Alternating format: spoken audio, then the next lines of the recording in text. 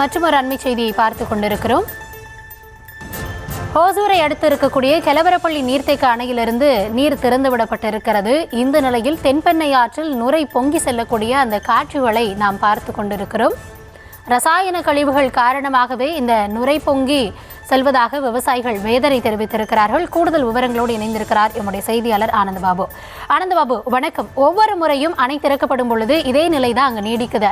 தொடர்ந்து அந்த கழிவு நீரை வெளியேற்றாங்க, சாயப்பட்டறைகளுக்கு கட்டுப்பாடுகளை விதிக்கணும்னு தொடர்ந்து விவசாயிகளும் கோரிக்கை முன்வைக்கிறாங்க. ஆனால் இப்போ வரக்கூடிய இந்த கனமழையால் தொடர்ந்து இந்த சாயப்பட்டறைகள் இதுபோன்ற நடவடிக்கையில் ஈடுபடுகிறதே, மாசு கட்டுப்பாட்டு அதிகாரிகள் என்ன செய்து கொண்டிருக்கிறார்கள்? அவர்கள் தரப்பில் நடவடிக்கை எடுக்கப்படலையா? வணக்கம் கௌதமி. ஒசூர் அடுத்த கெலவரப்பள்ளி நீர்த்தேக்க அணைக்கு கர்நாடக நீர்பிடிப்பு பகுதியில் பெய்த கனமழை காரணமாக நீர்வரத்து தொடர்ந்து 3வது நாளாக 1126 கனஅடி நீர் வந்து கொண்டிருக்கிறது. வரத்தாகுள்ள நீர் தென்பெண்ணை ஆற்றில் திறந்து விடப்படக்கூடிய நிலையில் கெலவரப்பள்ளி அணையிலிருந்து தென்பெண்ணை ஆற்றில் செல்லும் நீரில் அதிகப்படியான நுரை பொங்கி காட்சியளிக்கிறது.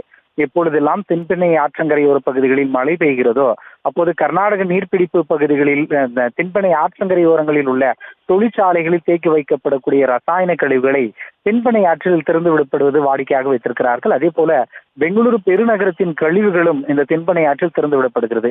இதன் காரணமாகவே கெலவரப்பள்ளி அணையிலிருந்து செல்லக்கூடிய தென்பெண்ணை ஆற்றில் அதிகப்படியான நுரை பொங்கி காட்சியளிக்கிறது. இரு மாநிலங்களைச் சேர்ந்த மாசு கட்டுப்பாட்டுத்துறை அதிகாரிகள் ஒன்று கூட்டாக இணைந்து இதற்கான நடவடிக்கை எடுப்பதற்காக விசாரணை மேற்கொள்ளப்பட்ட நிலையில் இதற்கான முடிவுகள் எட்டப்படாமலும் தொழிற்சாலைகளில் இருந்து தென்பெண்ணை ஆற்றில் கலக்கப்படக்கூடிய அந்த ரசாயன கழிவுகளை தடுக்குவதற்கான எந்த நடவடிக்கை எடுக்கப்படாமலேயே உள்ளது.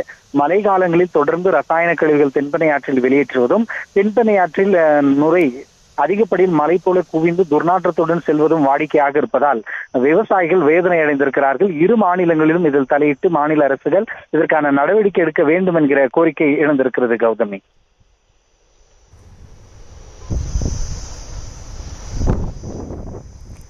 விவரங்களுக்கு நன்றி ஆனந்தபாபு.